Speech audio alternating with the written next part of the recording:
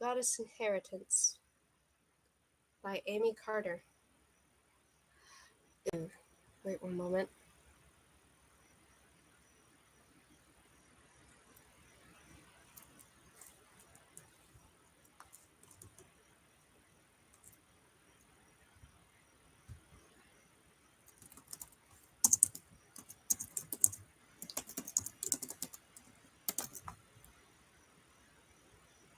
There we go.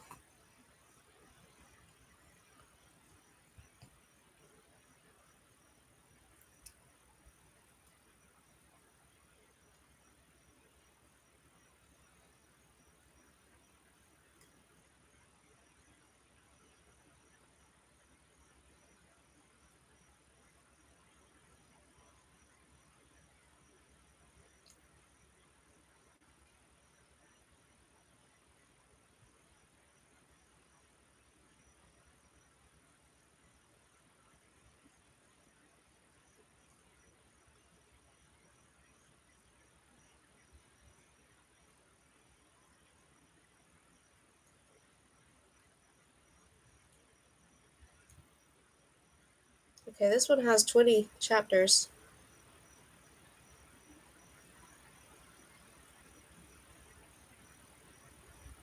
Prologue.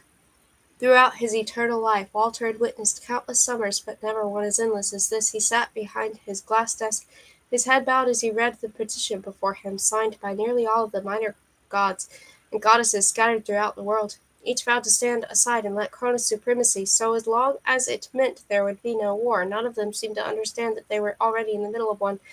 Why would they? He and the remaining members of the council had done their jobs in shielding the world from Cronus' destruction, but they would not last much longer. When Cronus finally broke free from his island prison in the Aegean Sea, the petition would be that it was a meaningless piece of parchment, full of names of those who would be the first to die. Daddy, he exhaled and straightened, prepared to scold whoever dared to disturb him, but he stopped short. His daughter stood in the doorway, her hair golden as the perpetual sunset poured in through the windows behind Walter. She was the one person he would not turn away. He set the petition aside. "Ava, my darling, I was not expecting you until morning. Is there news?" The light gave her skin the illusion of color, but her eyes were dull and her face drawn. Watching her deteriorate since the winter solstice had been the most difficult thing Walter had ever done, but he had no choice. It was for the greater good, and for now the greater good trumped all, even his daughter's health. "Iris is dead," she said, and Walter stilled. A great sorrow he had not felt in centuries filled him, and the perpetual sunlight seemed to darken. "How?" he said, struggling to keep his voice steady. He had known sending his messenger to try a broker ceasefire with Cronus was dangerous. It had Iris. I was at war, and there was no casualties. But she had been willing to take that risk, and he had not imagined Cronus would go to such lengths against an ambassador. "Nicholas finished the weapon an hour ago," she said. Calliope wanted to test it. Walter pressed his lips together. He hadn't thought it possible, but his son's skills were greater even than he had estimated. "Is there a body?" Calliope tossed her into the ocean, said Iva. "I brought her back for a proper wake." Swallowing tightly, he forced himself to nod. "Very well, thank you, my dear. I know how much of a risk this was for you, and because of that I must insist you do no such thing in the future." Ava hesitated, but after all their planning, after all their gambles, he knew she could not deny him now. Finally she nodded. "I'm sorry." Walter opened his arms, and Ava crossed the room to curl up in his lap. He enveloped her, a shell of the daughter he knew, and buried her nose in her hair. "I am the one who is sorry, my darling, but we will do what we must to win. Is there any news of Kate?" "Calliope says it will happen tomorrow." At last something was going right. "Then our wait is over." "Doesn't matter," she mumbled into his shoulder. "It's been too long. She lost hope ages ago. 9 months. That was how long Walter had been locked in a game of strategy and deception with the most powerful being on earth. From the winter solstice to the autumnal equinox, he carried the weight of the world on his shoulders, like hiding his burden from the remaining members of the council. While with Henry's deflection, they were all aware that their chances of winning against Cronus had gone from slim to none at all. Ava was their last hope of bringing Henry to their side. "And you, my darling?" He brushed a lock of hair out of her eyes. Not even the weariness of the past could diminish her beauty. When Ava didn't answer right away, she confirmed his suspicions. He had seen her wilt before him. She willingly shown her despair. She knew the stakes. She knew why they could not fail. "I'm going to tell him." At first he thought he had misheard her, but as she pulled away her blue eyes steely, he knew he had not.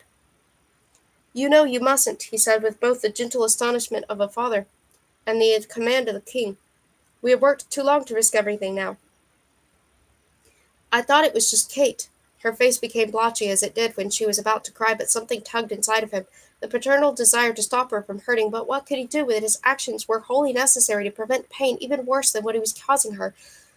I would have never agreed if I'd known she was pregnant. You know that. Yes, I know. He ran his fingers through her hair to soothe her, but she let out a choking sob. I am sorry. She pulled away from him and stumbled to her feet. The moment Kate gives birth, Calliope's going to kill her. You know that, and you're going to let it happen anyway. Perhaps not, he countered. You yourself have said that Cronus has taken a liking to her. Perhaps that will be enough. Perhaps, said Ava, half wild with frustration. You're risking everything on a maybe, Daddy. You don't know what you're going to happen. And that poor baby, we must do everything we can to ensure we win this war, no matter what we each must sacrifice, no matter how many had to die. Now is not the time for holding back. It's not the time for unnecessary risks and careless mistakes either. She stormed toward the door. I'm telling Henry everything. Ava! His voice reverberated through the walls of the palace, shaking the very foundation of Olympus. Any trace of paternal affection was gone. It was the command of a king. Ava stopped short. She had no choice, not after eons of obedience, and Walter felt a pang of guilt at speaking her in such a way. After all he had put her through, it was necessary, though. The fate of the world depended on it. You will not tell, he said, not until Kate gives birth. What's the difference between telling him now and not telling him tomorrow? Said Ava shakily, but she held her ground, for anyone else taking back would have only angered Walter. But he was simply glad to see that she had some fight left. He will not stop until he has Kate back, said Walter. But when he does, he will return to the underworld and protect her with all his might, and he will continue not to involve himself in our war. Her eyes widened. Wait, you're using the baby as bait? I will do what I must to bring Henry into the war, said Walter. One life is not worth losing at all. Ava stared at him as if she didn't recognize him. Though Walter rarely experienced fear, it coursed uncomfortably through him like sludge in his veins instead of immortal blood. It's a baby, she said. You can't just... It's a child. If Henry does not participate in the war, then millions of children will die, said Walter. She had to understand this was not a matter of obedience and pride. I realize how difficult it is for you, my darling. You do.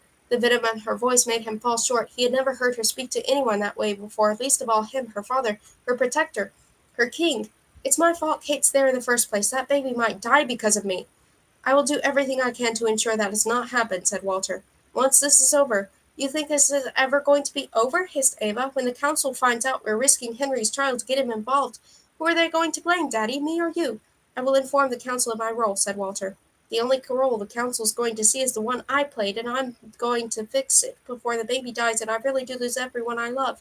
Walter drew himself up to his full height. He may have looked like an old man, but next to the Titans, he was the most powerful being in the world, and he never let anyone forget it, even his daughter. I forbid it. Ava laughed, but it was not the laugh of someone who found any joy in life. Instead, it was full of self-loathing and hopelessness. Too late.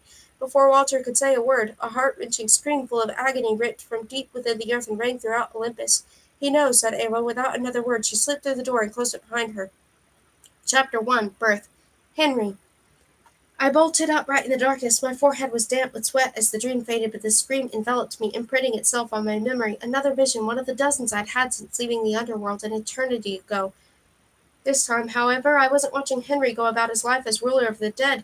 As he waited for me to return, I wasn't standing by helplessly as Ava gave Henry false updates about where in Africa we were supposed to be searching for Rhea. Finally, Henry knew what had really happened, and in the minutes before dawn broke in the night, I clung to the hope that it wasn't too late. A nightmare, my dear? I shivered, and the candles scattered throughout my prison lit up. Cronus sat beside my bed in the same chair he'd occupied every night since late December, when I woke up with a pounding headache and memories I wished were nightmares. This wasn't a nightmare, though. Cronus was here, working side by side with the Queen of the Gods, who would stop at nothing to hurt me as much as she possibly could. The baby stirred inside me, undoubtedly unhappy about its rude awakening. I didn't dare speculate over whether it was a boy or a girl. If Calliope had her way, I might never know, and that heartache was already more than I could take. I set a hand on my swollen belly, so big that the simplest movements were difficult now, and mentally tried to soothe it. You didn't hear that? I said hoarsely. My son, of course, said Cronus, reaching for my stomach. I slapped his hand away, and he chuckled. It seems the games are about to begin. What games? I knew the answer before I had asked the question, though. My dream, my vision. It was the autumnal equinox, and finally Henry knew I was missing. A sharp pain shot from my back to my abdomen, and I gasped. Cronus was at my side in an instant, exactly the way Henry would have been if he were here.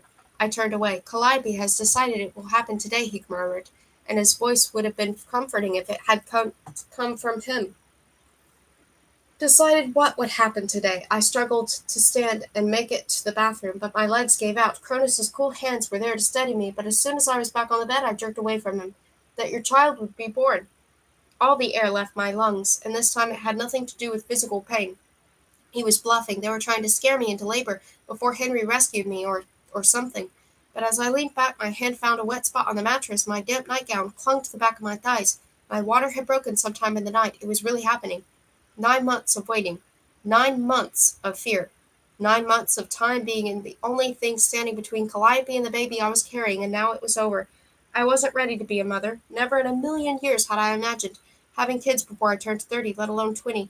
But Calliope hadn't given me a choice, and with each day that passed, the sick dread inside me grew thicker until it nearly choked me. Calliope would take the baby from me, and there was nothing I could do about it. In a matter of hours, I would lose my child, Henry's child, to someone who wanted nothing more than to see me suffer. But now he knew. Now there was a chance. If only I could hold on a little longer until Henry came. Cronus must have seen the look on my face because he chuckled and fluffed a pillow for me. Do not worry, my dear. Calliope cannot kill you unless I allow her, and I assure you I would never hurt you. It wasn't me I was worried about.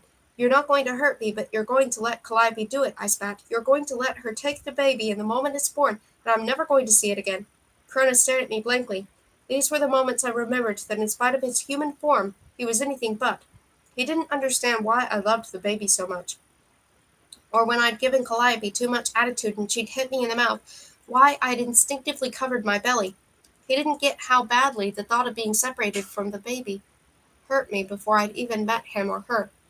Then again, Cronus was also the monster who tried to destroy his own children, so I suspected empathy was too much to hope for. If you would like to keep the child, all you need to do is say the word, he said, as if it were that simple. Maybe to him it was. I will ensure that Calliope does not get in the way. In return, all I ask is that you rule by my side. It wasn't the first time he made that offer, and it wasn't the first time that for a single moment I entertained the possibility as the baby's birth loomed, saying no more, or no grew more and more difficult. Cronus had made no secret of the fact that he wanted me as his queen while he ruled over the entire world, destroying everyone who dared get in his way. I had no idea why, the small bit of compassion I'd shown him in the underworld, maybe, or because I'd fought him in the first war, but it didn't matter. Hadn't fought him in the first war, but it didn't matter. I would be safe from the destruction, so would the baby. Henry, however, would be the first person Cronus ripped apart, and the entire world would follow. As much as I loved this baby, as much as I would have done anything to keep it safe, I couldn't stand by Cronus' side as he wiped out humanity. I couldn't do nothing as he killed every last person I loved. And if I agreed, he would keep me alive until the end of all things. I wouldn't have the choice to die like Persephone had, and I couldn't live with that guilt no matter how happy and safe my baby was.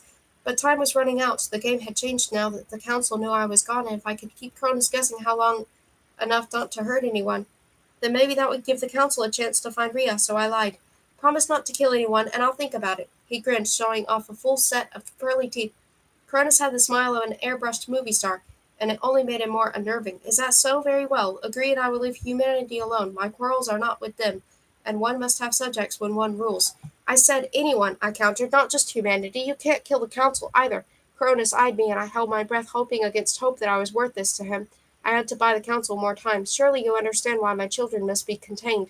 But I would be willing to consider it, depending on the nature of our relationship, on how much you are willing to give. He ran his fingers through my hair, and I suppressed a shudder. You and I, together for all eternity. Imagine, my dear, the beauty we could create. And of course your child will know your love, and you will never have to say goodbye. I closed my eyes and pictured the moment I finally got to hold him or her.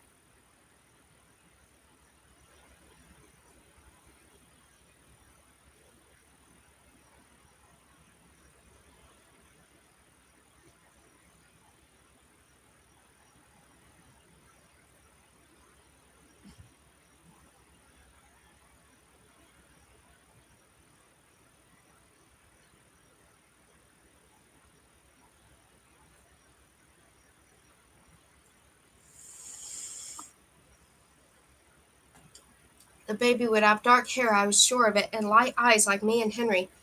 Pink cheeks, 10 fingers, 10 toes, and I would love it instantly. I already did. You would be a mother, he murmured, his voice like a siren's call, forever there to love it, to nurture it, to raise it in your image, and I would be a father. The spell he had over me shattered and my eyes flew open. You are not this baby's father, I said as another wave of pain washed over me. This was too fast. Contractions were supposed to come on slow and last for hours.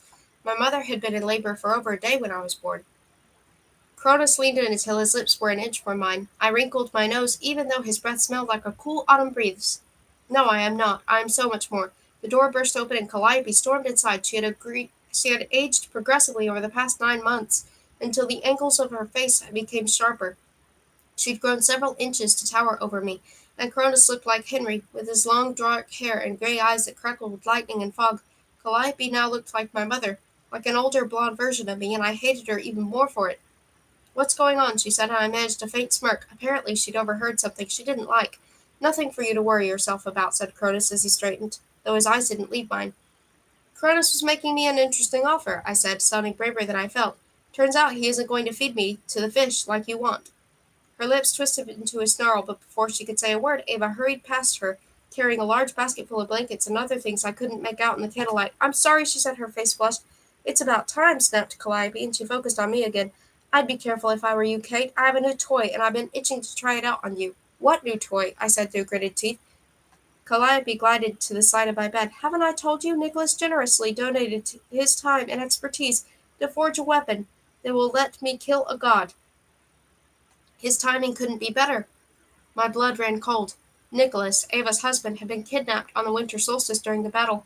Up until now, one had said a word about him. That's impossible, I blurted. Nothing but Cronus could kill an immortal. Isn't it? Said Calliope with a wicked smile. Are you willing to bet your sweet little darling's life on that? My heart dropped. So she was going to kill my baby? Ava! I said, my tongue heavy in my mouth. Biting her lip, Ava set her basket down at the foot of the bed. I'm sorry, the room spun around me. This was just another game. Calliope was trying to scare me by using the people I loved most against me, and this time my supposed best friend was playing along. What if it wasn't a game, though? Calliope had sworn she would take away the thing I loved most, and at the time she'd meant Henry and the rest of my family, but she'd meant the baby.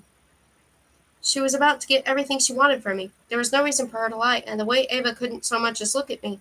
My throat swelled until I could barely breathe. Get out. Ava blinked. But someone needs to be with you. I'd rather have Calliope here than you traitoress.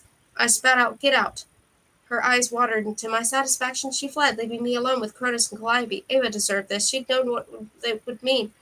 That Calliope had every intention of slaughtering my baby, and if Calliope really had forced Nicholas to forge a weapon, if Ava had distracted the council for the past 9 months to give him enough time, I didn't care how much danger Nicholas was in. He was Calliope's son. And no matter how terrible a person she was, I couldn't imagine her killing her own child. But she was going to kill my baby without a second thought, and Ava had known the entire time. Even if our positions had been reversed, even if Henry was the one Calliope held hostage, I would never ever have done this to Ava. I would have never betrayed her and allowed Calliope to kill her child. That wasn't very nice, said Calliope in a sing-song voice, and my stomach churned. She couldn't kill the baby. I wouldn't let her. I need to pee, I said, pushing myself up. Calliope made a vague gesture and busied herself with unpacking the basket. Cronus offered me his hand, but I brushed it off. I think I can make it to the bathroom on my own, I said. Crossing the room hadn't been easy since August. My body strained with each step I took, but I made it. My prison wasn't exactly plush, although it wasn't a concrete cell with a thin mattress and grungy toilet either. It was a simple bedroom with a bathroom attached, and it was several stories up, making a window escape impossible. I might have been immortal, but I didn't have a clue whether or not the baby was. And if Calliope really did have a weapon that could kill a god, it didn't matter anyway.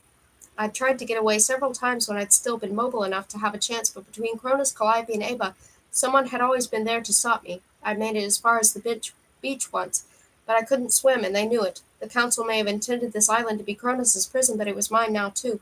Closing the door behind me, I eased down onto the edge of the bathtub and cradled my head in my hands. Frustration rose inside me, threatening to spill out in a great sob, but I swallowed it. I needed a moment, and crying would only make Calliope come in after me. Henry, I squeezed my eyes shut and tried to picture him. Please help us. At last I sank into my vision. After nearly a year in his household, I'd learned how to control them, but I still struggled to make it far enough to see him. 3 golden walls formed around me, and the fourth became a long pane of windows, much like the room in Henry's palace. But instead of black rock, I saw endless blue sky through the glass, and the sunlight poured in, illuminating everything. You did this. The sound of Henry's voice caught my attention, and I turned. He had Walter by the lapels, and his eyes burned with anger and power I'd never seen before. It had to be done, said Walter unsteadily, even after he looked afraid. We need you, brother. And this is what it takes to get you to see that. Henry threw Walter against the wall so hard that it fractured, leaving a web of cracks behind. I will see you pay for this if it is the last thing I do, he growled. Enough, my mother's voice rang out, and both brothers turned toward her. She looked pale in her folded hands in front of her, the way she did when she was trying to keep herself under control. We will rescue Kate. There is still time, and the more time we waste, we cannot risk our efforts for the life of one, said Walter. Then I will, snarled Henry. Walter shook his head. It is far too dangerous for you to go alone. He won't be alone, said my mother. And if you value your hold over the council, the muscles in my back and belly contracted and the pain pulled me from my vision. Back in the bathroom, I let out a soft sob. My mother was wrong. We were out of time. The baby was coming no matter how hard I tried to wait. Calliope would kill it, and there was no one here to stop her. Whether or not anyone came, there was no way out of this. Even if Henry and my mother did attack the island, there was no guarantee they would break through Cronus's defenses, and by then it would be too late anyway. The baby nudged me from inside, and I forced myself to pull it together. I had to do this. I couldn't break down. The baby's life depended on it. I'm sorry, I whispered, gently pressing against the spot where it had kicked me. I love you, okay? I'm not going to stop fighting until you're safe, I promise. Someone rapped on the door, and I jumped. Don't think you're going to give birth in the bathtub, said Calliope. You're not having that baby until I say you are. Just a minute, I called, and I stood long enough to turn on the faucet and drown out my whispers in case she was eavesdropping. It wouldn't do much good, but the illusion of privacy would be enough for now. Easing back down onto the edge of the bathtub, I rubbed my belly. Your dad's really great, and you'll get to see him soon, okay? He's not going to let Calliope do this to you either, and he's way more powerful than me. The whole family is. Today is probably going to be scary, and it'll hurt. Well, it'll hurt me. I won't let them hurt you, but in the end, it'll be okay, I promise. It wasn't an empty promise. Even if I had to die in the process, Calliope would not touch my baby. No matter what it took, I would make sure of it. Labor progressed so quickly that I barely made it out of the bathroom. Calliope gave me nothing to help, no medication or words of encouragement, and though Cronus remained by my side, he said nothing as my contractions grew closer and closer together. They had to know the others were coming. There was no other reason for to force the baby out like this, and I couldn't imagine Calliope giving the chance to make me hurt as long as possible, not unless it was dire. I refused to scream. Even in the final moments of labor, as the baby ripped through my body, I clenched my jaw and pushed through the pain. Since I'd become immortal, the only thing that deterred me was Cronus, and apparently giving birth was another exception. My body was doing this to itself, and immortality wasn't going to stop it. The moment the baby left me, I felt as if my heart had been ripped from my chest and now rested in Calliope's arms. She straightened, and a lump formed in my throat as I saw the wrinkled, bloody infant she held. It's a boy, she said, and she smiled. Perfect. Somehow, despite the words I'd whispered to him, the hours I'd spent feeling him kick and the months I'd carried him, he had never felt completely real until now. That was my son. That was my son, and Calliope was going to kill him. She didn't need any tools to cut the cord or finish the rest of the messy birth. In the blink of an eye, everything was clean and the baby was wrapped in a white blanket. As if she'd done it 1,000 times before, she cradled him and stood, leaving me alone on the bed. Wait, I said in a choked voice. I was exhausted and drenched in sweat, and despite the pain I struggled to get up. You can't, please, I'll do anything, just don't hurt my son. His wail, so tiny and helpless, filled the room. My heart crumbled. Every bone in my body demanded that I stand, that I go to him and save him from the pain that awaited him, but I couldn't move. The harder I struggled, the more I froze and the more my body ached. Calliope looked at me, her eyes bright and full of malice. She was enjoying this. She was reveling in my pain. That's not for you to decide, dear Kate. At the edge of my vision, I saw Cronus shift. You will not hurt the child, he said, his voice low and full of thunder. That is not a request. Her eyes narrowed. She was going to challenge him. Use my son to prove her dominance, that she was the one in control. But she wasn't, and she knew it, and for the first time since I'd heard the King of the Titans, I was grateful for him. Fine, she said in an annoyed voice, as if she were only letting him win because she wanted to. We both knew the truth. I won't kill him. Relief swept through me like a drug, and I released the breath I'd been holding because of Cronus. He would live. Please, can I hold my son? Your son. Her arms tightened around the baby, and a mockery of a smile curled across her lips. You must be mistaken. The only child in this room belongs to me. Without another word, she walked through the door in a cloud of victory, leaving me empty and utterly alone. She wouldn't take his life. That meant there was still time. But how long would it take before she got tired of obeying Cronus and killed the baby just to watch me bleed? I had to get to him. I had to save him, even if Calliope didn't touch a hair on his head. The thought of him being raised by that monster, twisted into something black and beyond recognition. If my time in the underworld had taught me anything, that kind of life was infinitely worse than the peace of death. Desperation clawed at me, tearing me up from the inside out, and I slowly turned toward Cronus, his queen, my life, my choices, my freedom for my sons. Please, I said, hiccuping, I'll do anything. He brushed his both fingers against my tear-stained cheek, and this time I didn't move away. Anything? The words were like knives on my tongue, and I said them anyway. Anything, I whispered. Save him, and I'm yours. Cronus leaned toward me, stopping when his lips were only inches from mine. As you wish, my queen. Fire spread through my body, burning heat, replacing the aches of giving birth as Cronus healed me. It was worth it. Henry would understand, and somehow, some way, I would untie him with that baby.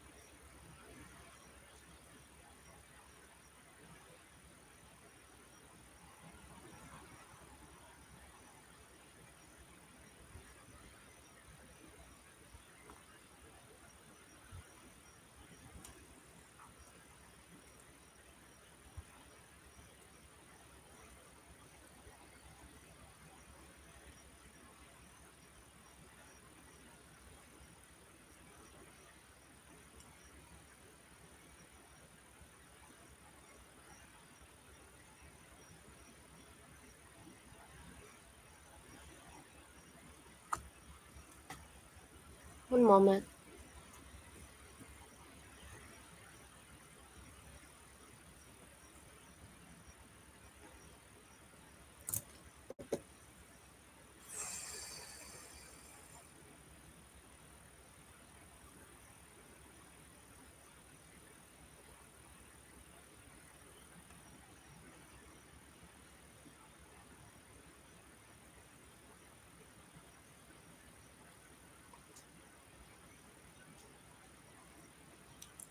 Okay, I can go back.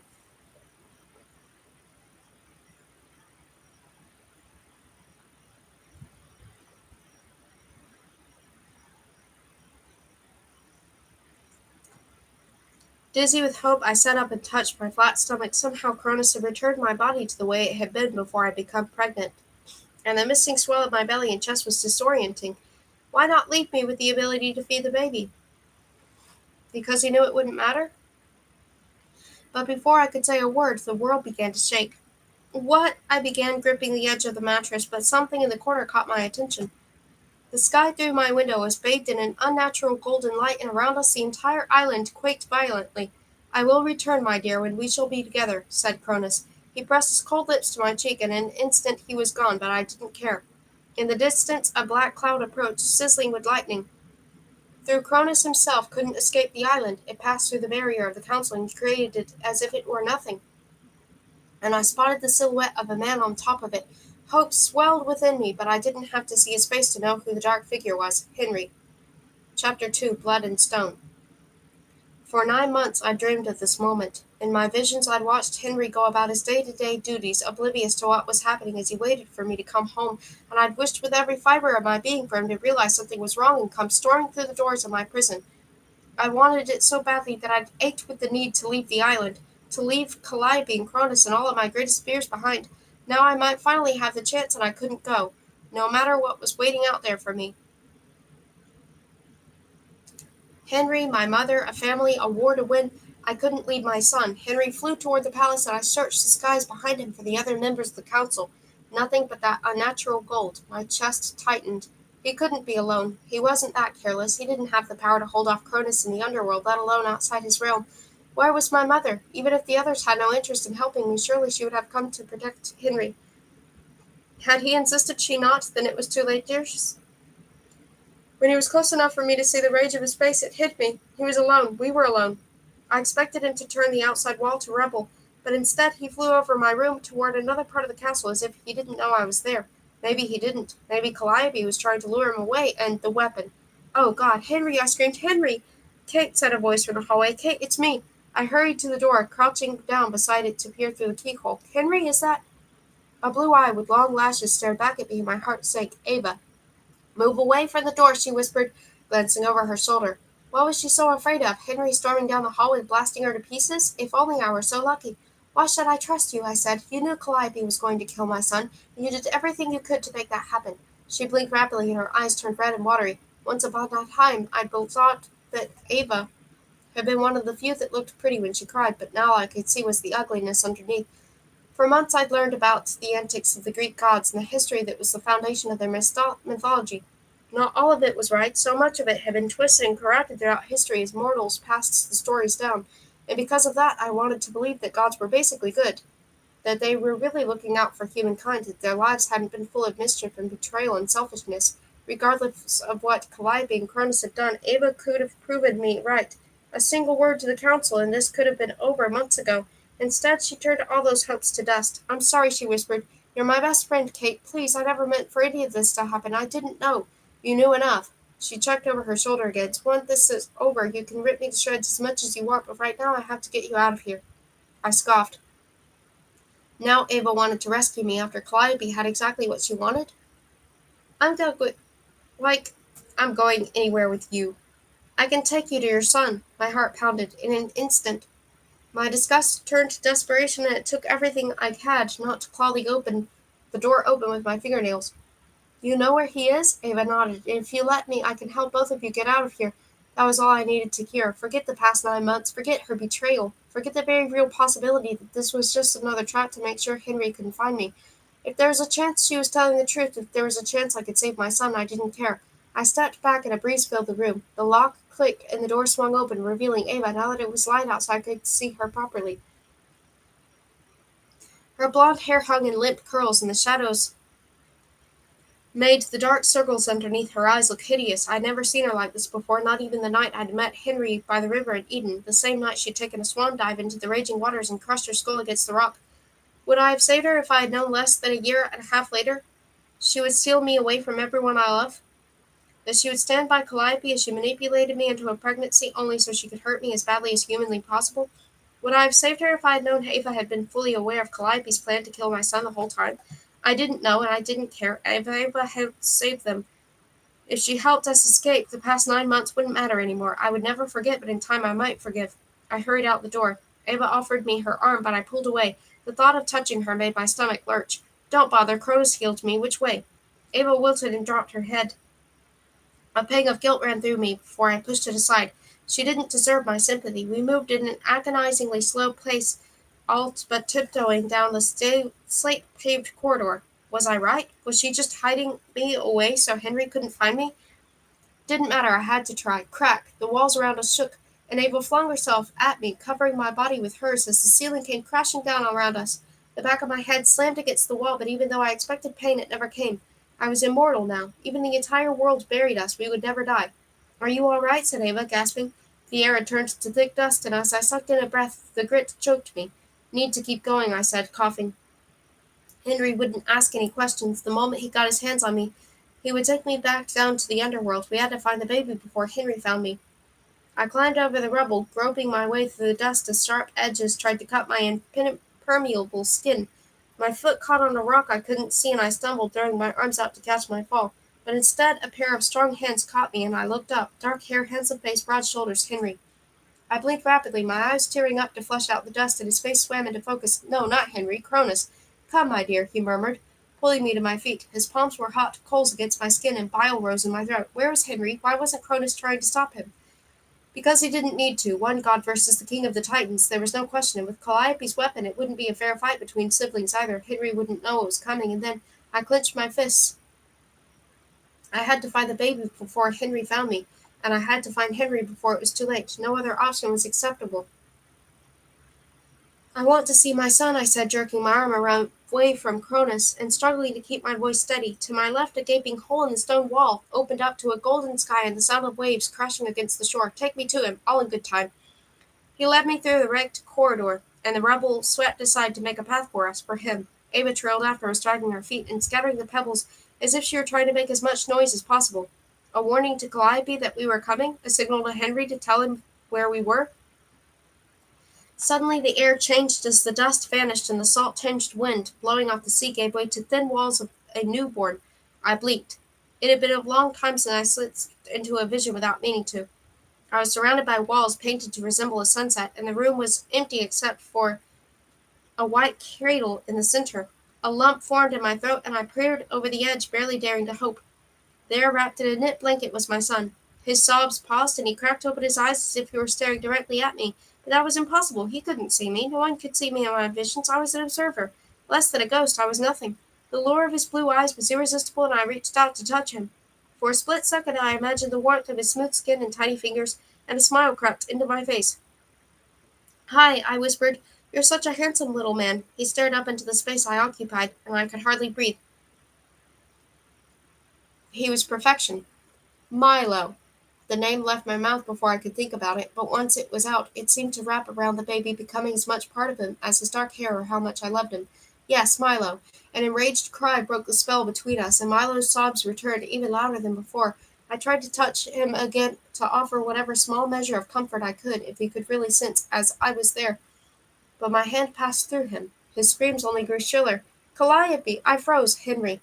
Torn between leaving Milo or finding Henry, I lingered near the cradle. As much as it killed me to leave the baby, I had to know where Henry was, if he was outside the nursery, if he knew about Milo and was going to save him. Please, please, please let him know.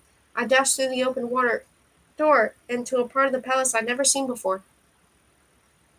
The walls were a rich gold, not stone like the ones inside my prison, and the indigo rug matched the silk curtains that hung every 10 feet on the outside of the wall. The hallway stretched nearly the entire length of the palace, and Calliope stood in the middle, only a few feet away from Henry. He'd saved me from the clutches of death on the banks of the river in Eden. He'd fought for all of our lives as Calliope choked me with chains in Tartarus. He was the lord of the underworld, king of the dead, and one of the most powerful gods in history, but never had I seen him look so terrible in his power. It rolled off of him in black waves, shaking the very foundation of the palace, and even though I wasn't really there, for the first time in my life I was genuinely afraid of him. Satisfaction mingled with that fear, though, and disdain ripped through me as I approached Calliope. Henry would end her. Whatever this weapon was she claimed to have, it couldn't possibly match up to the pure rage that surrounded him, fueling his power. Only a titan could kill a god, and Calliope was exactly like me, immortal, nothing more. A blast shook the walls. A panic shot through me. Milo. Henry had no idea he was here, that Calliope stood between him and his son. He might not even know he existed, and if he brought down the entire castle, all it would take was a single thought and our son would die. I dashed into the nursery, but before I could spot Milo's face over the edge of the cradle, the sunset walls disappeared. It took me several seconds to regain my bearings. Cronus held my arm. His hand still fire against my skin, and Ava lingered on my other side. We stood in a gold and indigo corridor, but it was empty. Was it over? Had we missed it? No, impossible. My visions were always in the present. I couldn't go into the past or see the future. Henry and Calliope were somewhere nearby. They had to be. Above us, below. Kate, my dear, Cronus's voice cut through me like a dagger made of ice. Are you mine? Never. Not in a million years. Not if we were the last two beings in the universe. Not if the only other choice I had was to live out eternity buried under boulders. But only moments stood between now and the entire castle ripping apart at the seams, and I had to save Milo. If that meant making a promise I couldn't keep, then I would deal with the consequences later. Give me my son and I'm yours. My feet left the ground as Cronus floated us upward, leaving Ava behind. Together we passed through the ceiling as if it weren't even there, rising into the hallway above us, and I held my breath. We stood only a few feet behind Calliope and behind her, surrounded by dark power. Henry. He and I stared at each other across the hallway, and my knees nearly buckled with relief. At last someone who loved me. He took an involuntary step toward me. But even though it was the first time I'd seen him since the winter solstice, my body pulled me in the direction of Milo's room, only a few feet away, 2 doors behind Calliope, that I'd be able to hold my son. I'd have a chance at saving us all. Cronus gripped my arm, his fingers a cuff of flesh and bone, and no amount of subtle tugging and twisting loosened them. I was as trapped as I'd been in my prison, but this time both pieces of my heart dangled in front of me, taunting me, begging me to do something. I was powerless. In my mind, hours passed, but in reality it took Calliope only seconds to realize what was going on. She turned and grinned, her eyes sparkling with malice, and something slid from the loose sleeve of her gown into her hand, a dagger. The blade glowed with the same essence that had infused the chains she'd wrapped around my neck, the same opaque power that had threatened through the rock, that she'd used to knock me unconscious the day she'd kidnapped me. She hadn't been lying after all. Somehow, even though Cronus stood beside me, whole and solid, she'd managed to separate a piece of him for the rest, and now she had the power to kill every last one of us until she was free to rule the universe at Cronus' side. Perfect timing, she said, her voice as girly as ever, but regality saturated each syllable. Kate? Henry's voice broke, and the waves of dark power around him faltered. No, no, no, he couldn't stop now. She'd attack the first chance he gave her. I took a step back. Forget subtlety, like I was letting Cronus keep me from my family. Don't let them follow me, I said to Henry, and without warning, I wrenched my arm from Cronus as hard as I could, pulling against his thumb, the weakest part of his grip, if he had any weak spots at all. Maybe I managed to take him by surprise, or maybe he was simply amused and wanted to see what I would do, but Cronus didn't fight me. He let go, and before anyone could say a word, I tore down the hallway and into the nursery. Milo lay in the cradle, crying softly, and I ached to finally touch him.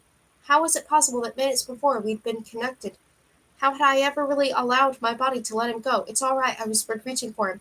He calmed, and this time when his blue eyes met mine, I knew he saw me. I won't let anything happen to you. The moment my fingers brushed his downy cheek, someone cleared their throat behind me, and I turned. Calliope stood framed in the doorway, and she held the dagger to Henry's throat. All of the air escaped my lungs. This was it. He was going to die. I was going to lose my husband, my baby, my entire family, to a crazy goddess who didn't care who she hurt, so long as she got her way. So long as she got to torture me. Don't hurt him. You can't, please, I whispered, clutching the edge of the cradle.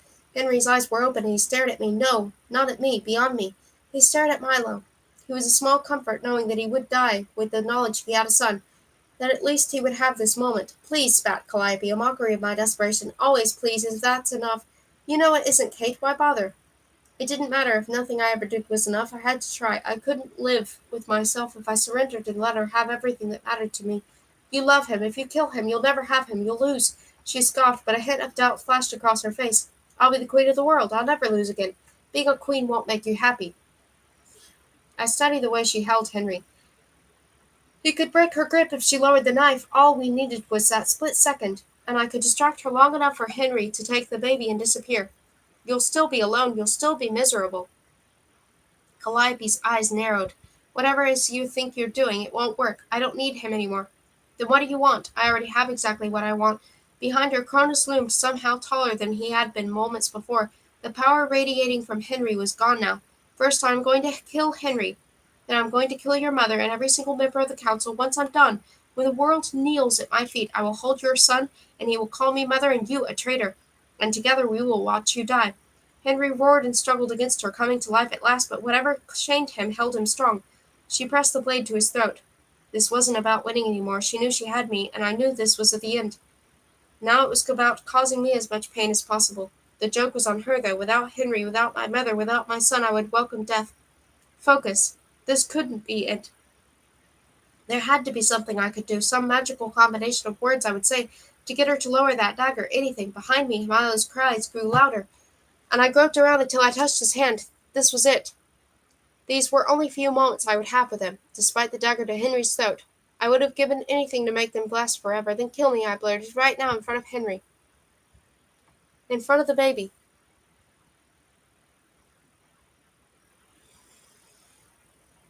Just do it, because I promise if you hurt either of them, I will make sure you spend eternity burning in Tartarus. Calliope tilted her head, and I held my breath. She had to agree. Anything to get her to lower her knife, to give Henry that split-second advantage, anything. But before she could say a word, Cronus exhaled. A fog crept across the floor of the nursery. No, the word was barely whispered, but it burrowed inside me, refusing to be ignored. You will not harm Kate, my daughter. If she dies, so will you. Behind the flush of her excitement, Calliope paled. You can either keep Kate or her spawn alive, not both. Choose. I have already told you what you will do, said Cronus. You will obey me, or you will be the one to die.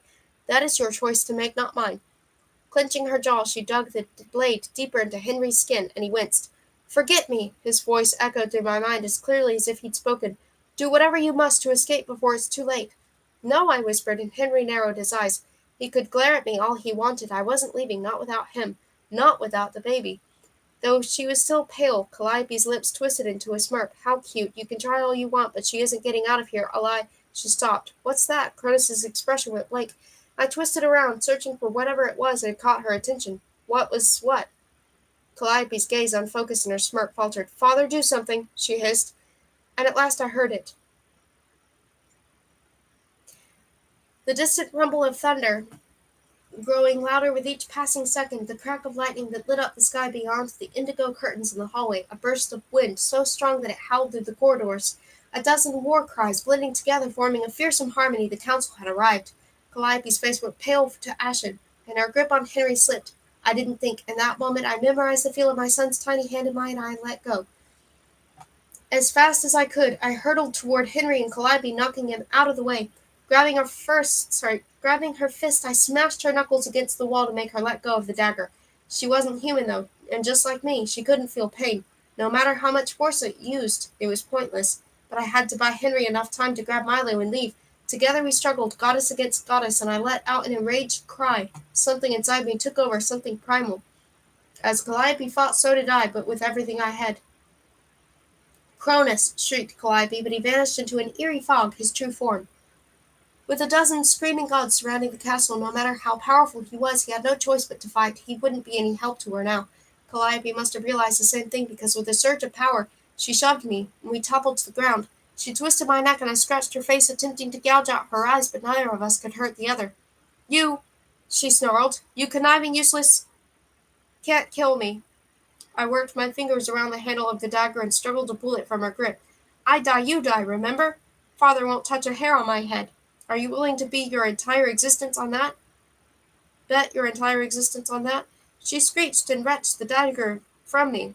I had no chance against her immense strength, and I watched in horror as my grip slipped and the tip of the infused blade plunged into my arm. White-hot pain ripped through me, burning everything in its path, infinitely worse than the brush of fog against my leg during my botched coronation ceremony nearly a year before.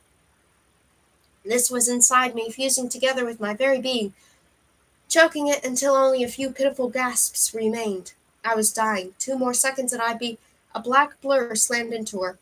As the weight of Calliope's body disappeared, the chokehold vanished. Agony burned inside me, leaving me breathless. And fire replaced the ice of the blade as I bled freely. What was happening? I opened my eyes, half expecting to see wherever gods went when they died, but instead all I saw was Calliope's maniacal grin as she lay on the floor beside me. No, that wasn't all. Henry hovered above her, pressed oddly against her body at an angle I didn't understand. His eyes widened. His mouth dropped open, and his hands clutched something against his ribs. I win, whispered Calliope, and as she pulled the bloody dagger from Henry's chest, I finally understood. Chapter 3, The Darkest Hour. For 4 years, I'd stayed by my mother's bedside and watched her fade away. Her once strong and healthy body had withered into a poor imitation of the woman I remembered, and not an hour had passed without me imagining what it would be like the day death claimed her. I lived in constant fear of waking up and finding her gone, a shell of where my mother had once been. I would watch the clock flip over to midnight and wonder if the date would have mourned each year for the rest of my life. I knew what it was like to lose. I knew what it was like to fight the inevitable, but none of that had prepared me for watching Henry die. Blood spurted from the wound in his chest. He fell to his knees, one hand clutching his ribcage, the other reaching for me. I'd never seen such real terror in his eyes. Gods weren't supposed to die, not unless they wanted to. I reached for him with my good arm as life drained from him. Was the blade strong enough to kill me too? Once it was over, we would bet together on the other side, whatever that might lead. Was there even another side for the Lord of the Dead? The moment our fingers met, my body lurched. It was a familiar feeling, much more jolting than I'd ever experienced before, but the instant it happened, I knew we were going home. 1 second, I was only feet away from Milo as he cried. The next, I lay in a heap with Henry, and silence surrounded us. We weren't in Calliope's palace anymore. We weren't even on the island. But we weren't in the underworld either, or at least any part of it I'd ever seen. Instead, we were in the middle of a massive room, devoid of anything but a sky-blue ceiling and sunset floor. The golden walls seemed to stretch out forever, and with the sun in the middle of the ceiling as if it were a real sky, everything glittered with light. It should have taken my breath away, but Milo was gone. Wherever we were, I knew instinctively he wouldn't be joining us. An unspeakable pain spread like acid inside me. I would have gladly been stabbed 1,000 times over rather than feel this for even a moment. There was nothing I could do, though. My mother was on the island with him, along with James and the rest of the council, and that would have to be enough. The only person I had a prayer of helping now had pinned me to the sunset floor. Henry. Even though the last thing I wanted to do was hurt him, I had no choice but to roll him gently off him. Blood soaked through his shirt, and I pressed my hands against his chest in an attempt to stop the flow, but it was useless. After everything we'd gone through together, after everything he'd done to protect me, I couldn't do a darn thing to save him. It wasn't fair. It wasn't fair. Kate, his voice was thick and hoarse as if he were ill, but he wasn't. He was dying. Are you all right? I'm fine, I lied, and my voice broke. Don't sit up. You're losing too much blood. How much did gods have in them? The same as mortals? How much could they live without? I didn't know, he whispered. I thought, Ava said, it's not your fault. I shakily brushed my mouth against his. He tasted like rain. None of this is your fault. I should have never trusted her. I should have never left you. I'm sorry. He kissed me back weakly. Was that, was that baby? A lump formed in my throat. Yeah, he's your son. I managed a watery smile. At least Henry knew. I named him Milo. You can call him something different if you'd like. No, he coughed, and a few droplets of blood stained his lips. It's perfect. So are you. I leaned against his chest, putting as much weight on the wound as possible. I refused to say goodbye like this, not to Henry, not to our life together, none of it. I wasn't ready, and Milo deserved to have a father. I hadn't had one growing up, and like would I let him experience the same emptiness and uncertainty? He deserved more than that. He deserved to have a family. My arm bled freely, and within moments the room began to spin. Henry's moonlit eyes remained open, and he smiled. Never thought I'd have a son. His voice trembled. Never thought I'd have you. I gritted my teeth against the dizziness, my body growing weaker by the second. You're going to have me for a lot longer than this. My vision blurred, and I struggled to look around us. Where was everyone? Why couldn't they feel blood life drain from Henry the way I could? Because it wasn't his life I felt draining away, it was mine. Kate? Henry? My mother's voice washed over me, and I let out an exhausted sob. Mom, she knelt beside me, radiating warmth and the scent of apples and freesia. Let go, sweetheart, she murmured. I've got you. I couldn't force my hands from Henry, though. He was so cold now, his eyes wide and unblinking. His chest was still. Gods didn't need to breathe, but Henry always had. His heart had always beaten, but now I saw no hint of a pulse. He was dead. I didn't remember the others appearing. One moment, my mother held me against her chest, her hand wrapped around my bleeding arm. As I screamed and cried and disappeared in myself, the next Walter hovered over us, and Theo knelt beside Henry's body, his lips moving at a furious pace. Get her out of here, said Walter, his booming voice distant as I cowered in the dark corner in the recess of my mind. Gentle hands lifted me, and I thought I heard James's voice murmuring words of comfort I didn't understand, but outwardly I thrashed and shrieked. I couldn't leave Henry. If I left him, I would never see him again, and then he really would be gone. He couldn't be, though. He just couldn't be. Another pair of hands joined us, but I was so completely submerged into myself that I might as well have closed my eyes and disappeared in the dark.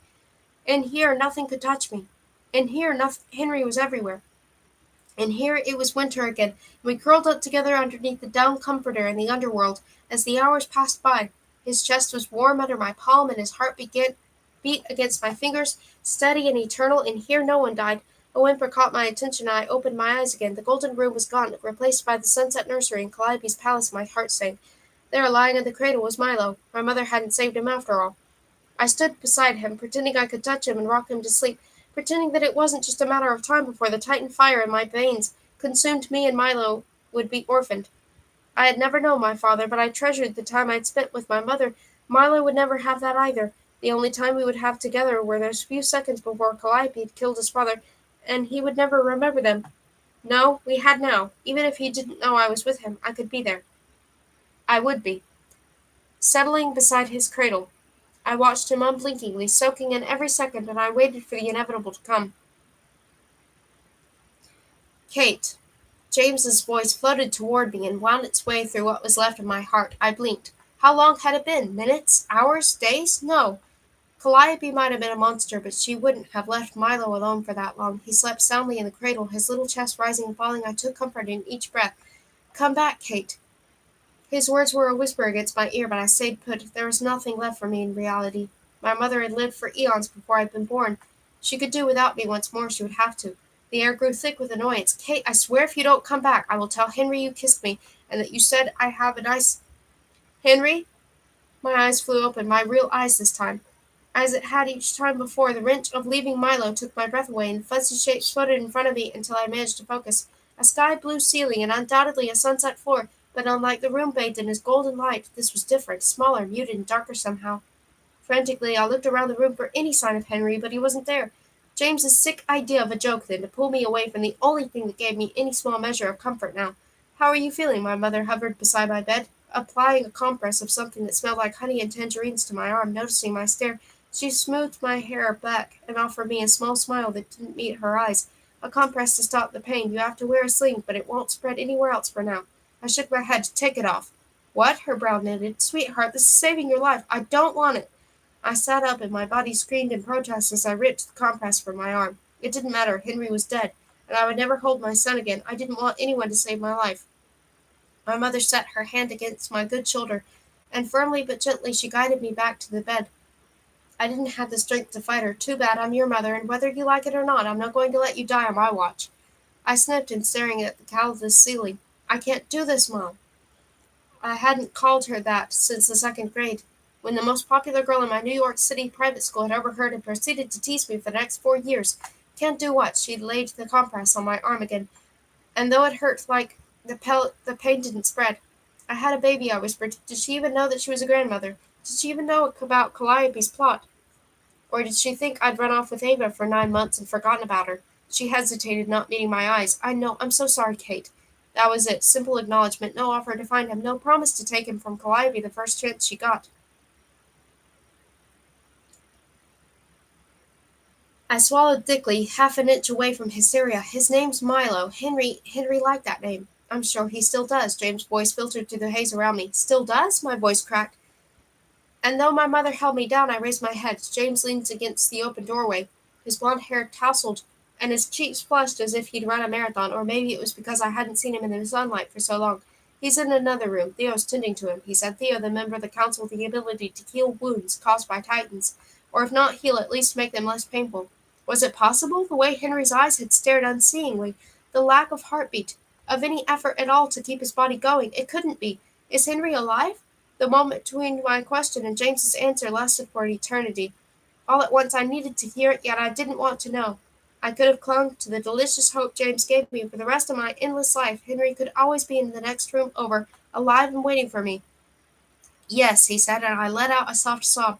My mother touched my cheek, but I looked past her, focusing on my best friend. Can I see him? I need to see him. Forget lying still. I struggled to sit up again, but for a second time my mother held me down, more insistent than before. You can see him as soon as you're well enough, she said, but she glanced at James, and they exchanged a look I didn't understand. What? My neck strained with the effort of keeping my head upright, but I couldn't look away. What's going on? James faltered, and that delicate balloon of hope inside me burst. He's unconscious, and there's a chance he might never wake up. I gripped the sheets with my good hand. He wasn't dead, but he wasn't alive either, caught between like my mother had been during the time I'd spent at Eden Manor, when the council had tested me. Except Henry was immortal, and he would have no release. I didn't know what was worse, death or this. Theo stopped the spread, but Henry was stabbed in the chest, said James. He approached the bed and took my hand, grasping it gently. My fingers twitched. We don't know how bad the damage is, or if Henry will ever recover enough to wake up. Is there a cure, a way to fix him? There's nothing we can do, said James. And on my other side, my mother dabbed the corner of her eyes with a tissue. We just have to wait. My throat constricted. There had to be a way. There always was. If Henry could bring me back from the dead, then I could find a way to do the same for him. What about Cronus? Couldn't he do something? Dead silence. Seconds ticked by, and without warning, my mother and James started talking at once. I can't possibly allow, even if he could. Do you really think? They both stopped and stared at each other, and finally my mother went first. You are not going back there, sweetheart, she said. It's a miracle Henry got you out of there in the first place. He risked everything for you. He wouldn't want you to go all back into that. You know he wouldn't. If it was just me, then my mother would have been right. However, it wasn't just about me anymore. It was about Milo, too. I might have been powerless to rescue our son, but if Henry could save me, then he could save him as well. And if there was a way I could help Henry, if there was a way I could give Milo the father he deserved, then I had to try. Can Cronus help Henry? I said again, as steady a voice as I could muster. James leaned in closer, clasping my hands in his. Yes, he admitted, he could. But even if you did go back to Cronus, he wouldn't undo the damage he's already done to Henry. You know he wouldn't. Right, I whispered. James was wrong, though. If Cronus had enough incentive, he might. And I wasn't going to give up just because they insisted. There was no point in trying, even if it meant marching straight up to Cronus and giving him everything. I would really do it if it meant Henry might live. While bedridden, I planned. Every word I'd say, every argument I'd use, everything I'd offer Cronus to make him save Henry. layer after layer of blueprints that would give Henry his life back, our son, a father, whatever it took. I spent my hours with Milo watching him sleep, watching as Ava changed him, watching as Calliope attempted to coax him to eat from a bottle. To my immense satisfaction, he refused. "You must eat," said Calliope sternly as she offered yet another warm bottle to my son. He turned his head away, his face scrunched up and bright red from crying. She narrowed her eyes. "Callum, you must." Callum after herself, undoubtedly. He was Milo, not Callum, no matter how long he stayed with that. He would never be hers. However, as the hours turned into one day, then two, my worry surpassed my hatred for Calliope. Milo wasn't eating. He fussed in his sleep, and when he was awake, his eyes constantly leaked with tears. He was miserable. I didn't know what to do. Was there anything at all other than storming the palace and demanding Calliope give him back to me? It wouldn't work anyway. I could have the entire council backing me up, but without Henry, it would be nothing more than an exercise in defeat. Cronus would keep me, Calliope would hide my son away, and he would only grow weaker. "Come on, Milo," I whispered as I leaned over his crib. For the umpteenth time, I tried to touch him, but once again my fingers passed through his cheek. "I'm sorry I'm not here. If I had any choice." My voice caught in my throat. "I know Calliope's horrible, but you need to eat. You need to be healthy and strong for when I finally get to be with you again." At last he opened his blue eyes, and in that moment I swore he saw me. "There you are." I gave him a watery smile. "You're beautiful, you know. You put Agnes to shame." His whimpers quieted, and he lifted his arms, as if he were reaching for me. I tried to touch him again, but it still didn't work. I never stopped trying, though. "Think you could do that for me?" I murmured. "Just eat a little bit. You can't be as unhappy as you want. I don't blame you. It won't last forever, though, I promise." It couldn't. I wouldn't let it. "He has your eyes." My heart near stopped. Slowly I turned, and despite the dim light, I could see every feature of his face. "Henry?" He smiled grimly and opened his arms. I didn't think. I went to him, burying my face in his chest and inhaling, but he smelled like nothing. He wasn't here either. I could touch him, though. I could feel his silk shirt and the heat radiating from his body. "How?" "I missed you," he murmured, brushing his lips against my cheek. When I tried to turn my head to kiss him properly, he pulled away, just out of reach.